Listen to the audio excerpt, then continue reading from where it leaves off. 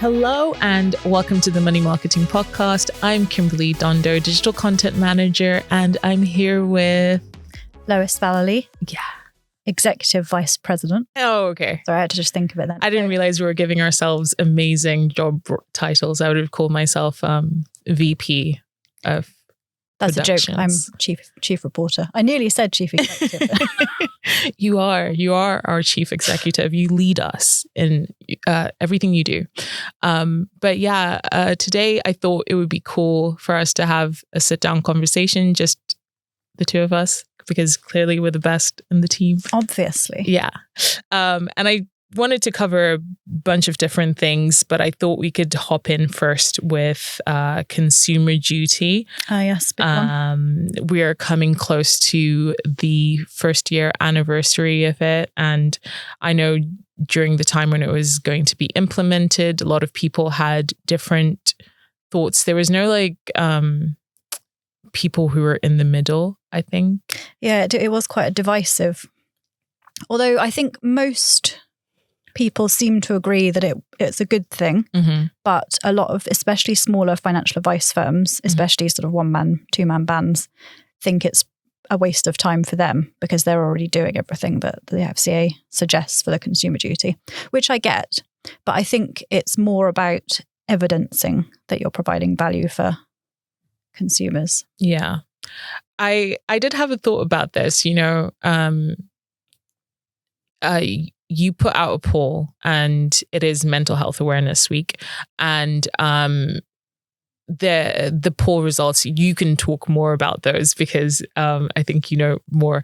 But there was quite a large contingent that were like, oh, I'm thinking of leaving the profession because of regulation, not just consumer duty, but just how much more stringent regulation has become. But I wonder if there's an element of that's like, when you first started out as a journalist, there were certain ways you were doing things, right? Yeah. And now we're moving into the age where a lot more emphasis is being put on digital. And if you were so used to the old writing and putting out news stories, and then you had to transfer over to doing online content, which was fine, but you were kind of still doing the same stuff that you'd learned.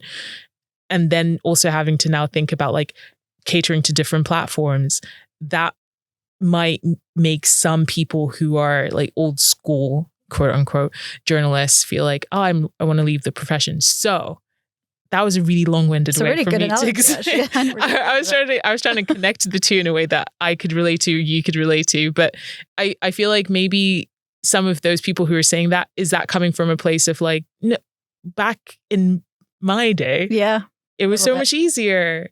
There wasn't as many things to fill out. Whereas if I was coming in as a financial advisor now, I'm only learning this way. So I know each step I have to do this. So yeah, I don't know what your thoughts are. That is exactly a point I spoke to a couple of people for a cover feature we wrote for May all about advisor mental health. And it was about regulation, but it was about other things that are affecting advisors' mental health as well. So regulation was a big one for, as you say, sort of more established advisors who've been through RDR in 2012, think maybe the consumer duty is just a sort of RDR all over again. They don't want to go through it all again. There's all these changes. They have to be aware of all this compliance stuff they have to do, which, as you say, if you're just coming in, that's just what you do and what you're used to. But if you're just coming in and you're a new advisor, you're maybe not prepared for some of the sort of more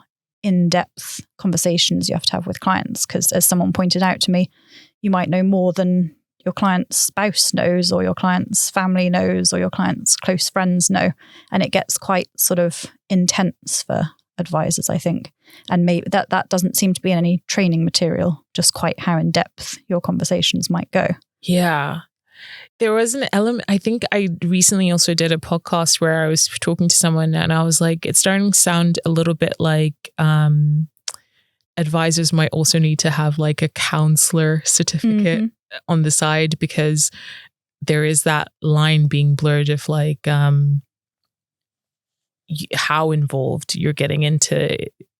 But I guess money is just tied up in so much of our lives. And emotional topic. So yeah, it sometimes does stray into sort of almost giving therapy. So yes, some advisors do have financial coaching or actual therapy training. Obviously you don't have to. I think so. I spoke to Chris Budd, who we speak to quite often. He's a friend of Money Marketing. He's all very into financial well-being and things like that. And he said, the best thing to do if you're an advisor and you haven't got any therapy or coaching training and you feel the conversation is getting a little bit too close to therapy or counselling, then you should signpost the client to someone who can help. So certainly either get to know some therapists or have a list of, people that the client can then go and talk to about more life issues if you feel it's getting a bit too personal. I would probably be like, hey, I have a friend I can recommend. We'll talk about money, and then this person can help you figure out the emotional aspect of it. Because I think therapists already have to learn how to like compartmentalize and detach. But if you're also working with this person regularly when it comes to their money, I don't know, it might be a bit much. So I know that we did a poll a while ago. And I do have the results for this. So the poll was, has the consumer duty been a worthwhile exercise? And 47% said, no, it was a waste of time. Was that surprising for you when we put that poll out? No, because I know that I don't like to the type, audience. but I know the people who probably answered that poll. So no, it wasn't a surprise. As we were saying before, I think that's probably, I don't like to categorize people, but it's, as a generalization, it's probably advisors who are a bit older, approaching retirement, as I said, have been through RDR already, don't really feel like, they're already doing all this stuff. They're already, as somebody said in a comment, I can't remember who it was, what does the FCA think we've been doing all this time? Because they are, especially the smaller firms, probably are already doing everything they should be for their clients, providing value for money, because lots of advisors say to me, their clients are so close, they're like friends. So you wouldn't want to screw your friends over, obviously. Yeah. But I'm a bit surprised that, what was the percentage of people who said it was a good thing for some? Only needed for some. Oh, the one, but it wasn't needed for all firms. That was 23%. I would have thought that would be higher. Because I feel like these, advisors who don't feel they really needed it because they're just a one-man band, they're already doing everything for their clients. I would have thought they would still think that some of the larger firms and certainly some of the providers probably needed the consumer duty. Yeah, because they have complaints for those providers as well. So I think when they were filling out, they were probably just thinking more from their personal point of view and their own personal frustrations. Yeah. Which is fair. But I can see why, if you become an advisor, the thing you want to do is to advise clients and build relationships with clients. You don't want to be spending loads of time filling out regulatory forms. So I see it from their perspective. I do also, however, see it from the regulator's perspective. Obviously, advice firms isn't the only thing that the consumer duty covers. We were talking off mic about how it covers, all insurers as well. Yeah. And lots of larger firms, banks, retail banks, everything. Every financial services firm, basically. So the FCA didn't write the entire thing with just advice firms in mind. Right. And I think sometimes advisors maybe forget that a little bit, or they think that there should have been. I have heard, some say, well, they should have divided it up more and made it more, tailored to each type of, or to each faction of financial services. I guess that is true, that it can't be for like as vast as financial services is. You can't just, it does feel a bit weird to have a kind of a one size fits all mandate. Yeah.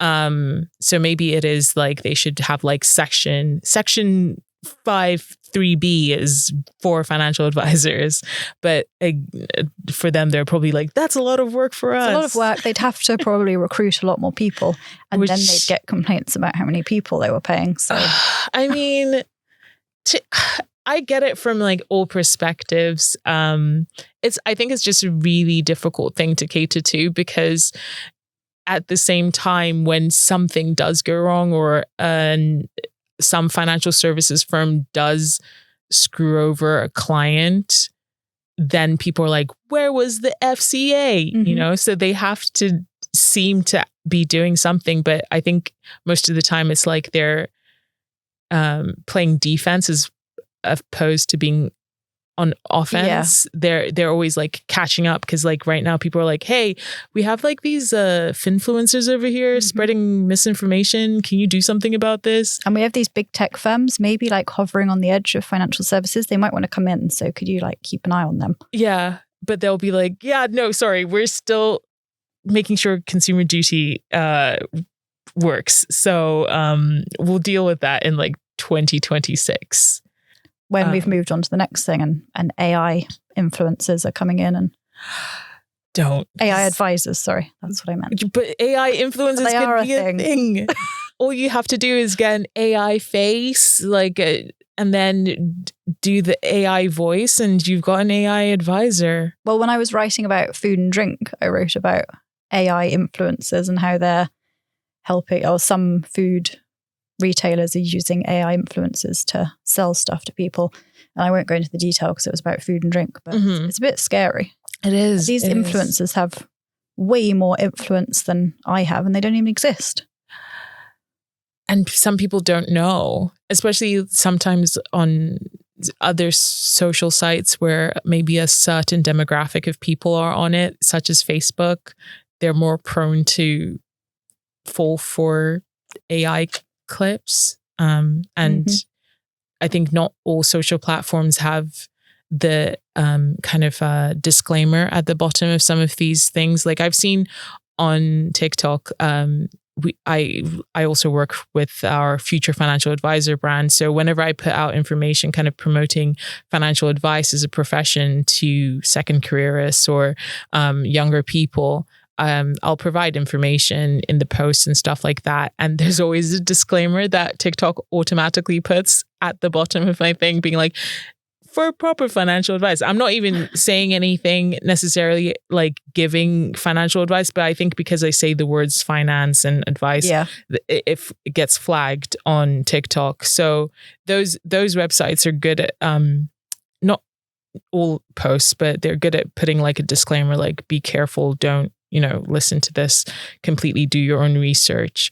But I don't think that's a thing with Facebook. I think that was the big issue with Facebook, like in the 2016 election and stuff like that, with misinformation and whatever. But who knows when they'll catch up to that. So is there anything else you wanted to touch on Consumer Duty a year on? Just that I think it's all about, so I agree. Well, I don't know because I'm not in these financial advice firms myself, but from what I've heard, most of the smaller ones are already doing everything. It's more about, and this has been said so much by so many people, so I probably don't even need to say it again, but it's about evidencing value for consumers. So rather than just saying, yes, I provide value, how can you evidence that? But it's also about, I think, especially for some of the larger firms, especially providers, it's more about making their communications understandable. Yeah. Not that I want to go down this rabbit hole right now, but there's so much jargon in financial services. And I came from utilities and I thought that was bad until I came into financial services. And again, I think especially for financial advice, because I used to work for a pensions only brand and we always used to say like, oh, jargons. We even had like a jargon buster section of our site to like help decode certain pensions language. But when it comes to financial advice, there's pensions and then there's also investments and also insurance in so many different areas that all these different subsections have their own jargon, which then gets pulled into how financial advisors speak. Yeah. And it's a difficult one because it's just decades of history. Yeah. that you have to sort of unpick and say, well, what does that acronym actually mean? Because I know a lot of financial advisors, or certainly people who work in financial services, don't know what all the acronyms mean. Mm-hmm. They just use them. I've definitely been guilty of using an acronym in the wrong way in an article, or like, just saying the wrong thing. At least we don't have to think about LTA now. It's gone. Well, yes. Although I think some people are scared that Labour's going to bring it back. Oh, no. Not so much that it would be bad to bring it back, but just that it would create a headache. If Labour were to bring it back, it wouldn't be for a while. True. And they also haven't mentioned that they'll bring it back. Yeah. So. They have been keeping their little cards very close to the chest. They did do a whole paper on financial planning, though. Okay. And I was speaking to, I don't know if our listeners know, but probably most people do know Stephen Cameron from Aegon, pensions expert. He's the one that I based my pensions poker cover on, if anyone remembers that. It was a great cover. Great image. And he says, so advisors fear the LTA being introduced if Labour gets into power, but there's nothing to suggest this in Labour's plan for financial services. But what they do plan to do, apparently, according to this document, which I haven't read in detail yet, but I believe Stephen has, is review the pensions landscape as it's developed since 2000. So 24 years of development of pensions and bringing in all those acronyms and things. Okay. And considering whether it supports sustainable retirement incomes and the best possible investment returns. And he says he feels that sounds pretty far-reaching. So that would be a big piece of work. I mean, we're all just sort of hypothesizing here. I think they probably will get in, but I don't know. I'm not a political expert. I mean, if we were to hedge our bets on past local, like smaller elections that have happened, we could say that is kind of a safe bet. Did you know? So the local elections were fairly recently. So I don't know how much I should divulge. Technically, I'm still registered at my parents' address in Tunbridge Wells, so that's where I vote. Tunbridge Wells has been, in local and general elections, has been staunch Conservative since about 1975. And I believe in the local elections, the Lib Dems won. Same in my area. Same in my area. The same thing happened last year. I was so surprised. First of all, I was surprised when I started seeing, like Lib Dem signs and even Labour ones, because my area is very conservative and it's always been as long as I've lived there. And then when Lib Dems won, I was like, what? That's... I know. My dad told me and I was like, wow, first time in either of our lifetimes. Right. Yeah. So, I don't know what they're doing. Probably will happen. And then if Labour gets into power, they might look at the entire pensions landscape, which would be fascinating. Yeah. And moving on to pensions and focusing a little bit more on that, let's talk about this dashboard. Oh, yes. You said 2026 to me earlier, and I was like, Well, that's when they're hoping that it's going to come online, I think. Yeah, but we're in 2024 already, and in my head, we're still in about 2019. So yeah. And also, I think when I first started hearing about it, I think they said at the time, which was like when I first started working for the brand that I worked for. So maybe 2016, 2017 is when I first heard about it. And then it was meant to be like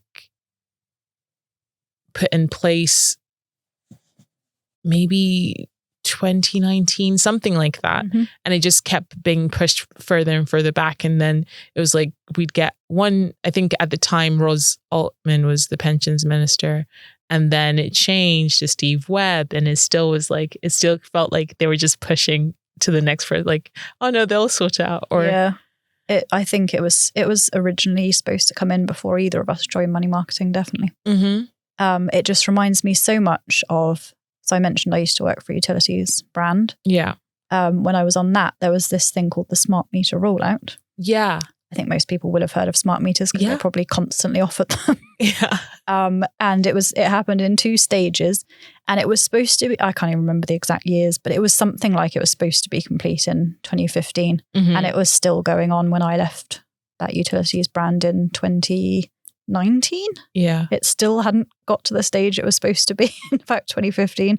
And it just reminds me so much of that. There's these sort of big government-led initiatives. Yeah. And I don't know if it's to do with how politicized it is, the fact maybe, I don't know if this is a bit unfair, but as you said, maybe pushing it to the next person to make it their problem. Mm-hmm. I think logistically, it didn't make sense, the time frame they gave initially, because like now that I've thought about it and had to personally move my own pensions into one pot.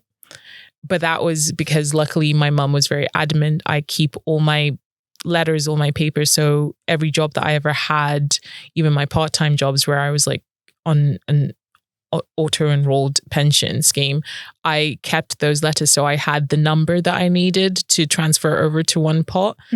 And I know that's not the same for a lot of people. A lot of people have had way more jobs than I have had to kind of try and get everything in one place.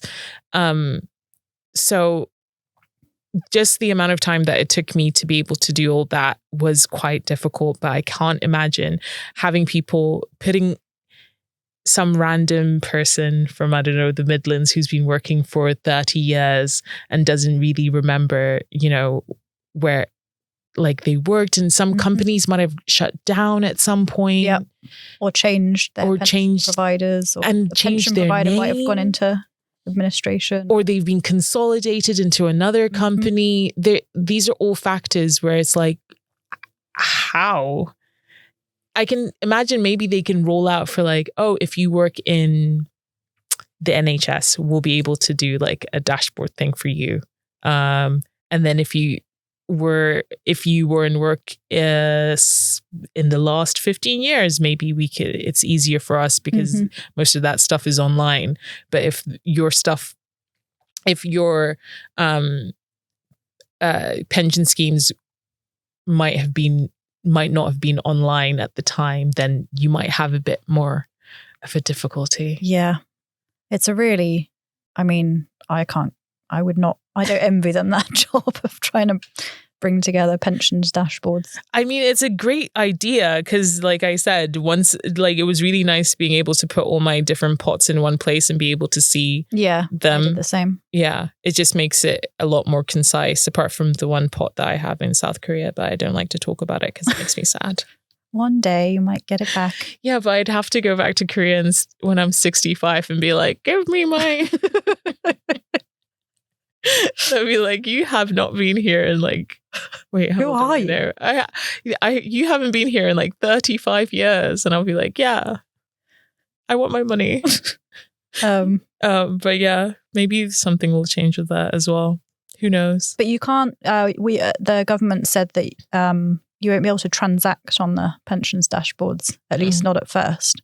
So you can see all your pensions, but if you want to consolidate them or put them into a completely separate pension pot, you have to do it via those providers. You can't do it via the pensions dashboard. And I can kind of see, because I mean, I think if they tried to put transactions on the pensions dashboards at the same time, it would just take even longer. But at the same time, yes, it's going to be helpful to be able to see all your pensions in one place. But I know I'd get a bit irritated if it wasn't then very easy to go and transfer them into one pot, or I'd just give up. If I can't do something in a few clicks, I'm just like, God. No. Okay. Yeah, I think I am the same way as well, but I think that's also a testament of the times. We're just so used to instant gratification. Everything now, a few simple clicks, and it's just, yeah, it's really difficult to get through. But I think that's enough of the serious stuff. Yay. So I thought we could talk about sci-fi and finance. Some of my favorite topics. And just looking ahead to the year 2040. How old will I be then? That's maths in my head. I don't know. I'll be old. 16 years older? Huh? 16 years older? Yeah, so I'll be older. I'll be more mature, hopefully. I'll have more money. I'll be 49. Okay, yeah. So we'll be 49 because we're the same age. And yeah, I'd like to think that I'll be in a better position financially at that point. But where do you see financial planning being in 2040 after all the stuff that we've just covered about where we are now? Well, 2040 isn't actually that long into the future. No, it's I'd not. rather look at like 3100 or something. But let's do 2040. We want to think of a time frame that we're still alive. How do you know I won't be alive in 3100? I just don't know if I want to be. So I didn't think you'd want to be. Anyway, so I've just been writing this feature for the June magazine. Mm-hmm. So it won't be out when this podcast drops, but look out for it in June. Mm-hmm. And it's all about in-person financial advice, right? And whether that's going to survive in the future, mm-hmm. or whether we're all going to switch to video calls. Yeah. So it's not like robo advice mm-hmm. versus financial advice. It's just in-person versus virtual. As in like we are now mm-hmm. versus Teams, Zoom, mm-hmm. etc. Which I suppose is technically face-to-face advice as well, but mm-hmm. just delivered differently. The vast majority of advisors I spoke to, because I spoke to a lot for this feature, believe that there is always going to be a place for meeting face-to-face in person. Or, well, I say always, I mean, that's a long time in the future. Certainly over the next 20 to 30 years. Because a lot of them, so they have clients of different ages. And it's not just the younger ones who want to meet on video call and the older ones who want to meet in person. Quite often it's the younger ones who want to meet in person. Because I think since lockdown, and we've all just been traumatized by not being able to meet in person. So that means even as the next generation comes through, I think, well, I and these advisors, most of them, believe that there is going to be a place for in-person advice. Further in the future, so in 2040, I mm-hmm. think, obviously regulation is going to evolve. There might be all these changes to pensions, etc. I don't know the extent to which it's going to change that much in the next 16 years. Maybe artificial intelligence. I think that's probably going to be playing a big... because it keeps evolving and changing in a way that is a little scary. Like, this isn't advice, and I don't know how this would relate, but I saw like a TikTok account that does like AI Harry Potter. He's like making grime music, so different characters from Harry Potter, but like they're rapping, and he's used AI to create the music and the sound, like the voice of Harry Potter. And also like the visual is also AI. So all of that is just an AI I need to see music thing, right? How have I not heard of it? I will send it to you. But I'm saying, like, if that is where we're at now, and there's going to be a point where AI becomes not sentient, but is able to, because right now it kind of needs us to prompt it and mm-hmm. Correct it. It's more just sort of machine learning. Mm-hmm. But there'll be a point where it's learning at the same rate that we learn, rather than being corrected and being like, no, that's wrong. This is and you won't have to put in, because I've obviously, when ChatGPT came, was it beginning of last year now that it was all the big? Yeah, it was quite a big hype. Yeah, and when I was playing about with it, you have to put in very specific prompts if mm-hmm. you want a good answer. And I think you still do. Although I have noticed that OpenAI, mm-hmm. rather, has just launched its latest iteration of ChatGPT. Yeah. Which I read on the train this morning, is much, much better, like much more advanced than the last mm-hmm. one. But again, that's behind a paywall, which is funny because the CEO is like, very staunchly like, this should be free for everyone, and then he was like, I need to please my shareholders. He wants his bonus. Yeah. But I do think that AI, but not the current form of AI, will have a large impact on not just financial services but probably society in general. I can see it having a big impact on investments if you're able to help like investment managers look at their portfolios in a much faster way. Maybe even advisors will be able to look at their clients' portfolios, and maybe AI will be able to prompt and be like, hey, we need to do a check-in with this client. They're at risk for this happening now that this has happened. That I can see a future in which all of that happens. And I don't think that's that far in the future. So I don't think 2040 is at all unreasonable to think that's going to be established then. Wow. Further in the future, maybe it'll start actually offering advice. But if that happened, that would be pretty scary. And what happens if we have flying cars? How do you think that will affect financial advice? Yeah. Or just like protection. Well, actually. Protection. Oh. Well. I just thought I'd just end on a really silly, goofy note. In terms of financial advice, it might affect financial advice and actually make it easier to have in-person meetings because you can just fly directly there. That's true. Way quicker than on roads. And teleportation. In theory. Although there'll be a lot more stuff in the air, so it might be a bit harder. Yeah. Might just have like... And then how would you do income protection? Not income protection, but like just protection and all. Critical illness. Or the one with, if you're going to get in... Yeah, critical illness does cover life-threatening injuries. Yeah. So I think that would make it a lot harder because if you've got flying cars, then you're much more likely to get injured. Unless the cars are... I don't know, are we talking like cars like they are now that fly or actually? I don't know. I'm trying to think of like, I'm surprised that we've got to this point and so far all we have are electric cars. Like no one's tried to think about creating. No, there are autonomous vehicles. There are. That crash often. Is that, if you have an autonomous car, is your insurance different for that? I would imagine so. And I don't think very many people do have autonomous vehicles. And then the protection in terms of like your protection, do you have to declare, oh, I have an autonomous vehicle that I let I think it's probably drive me up the M4?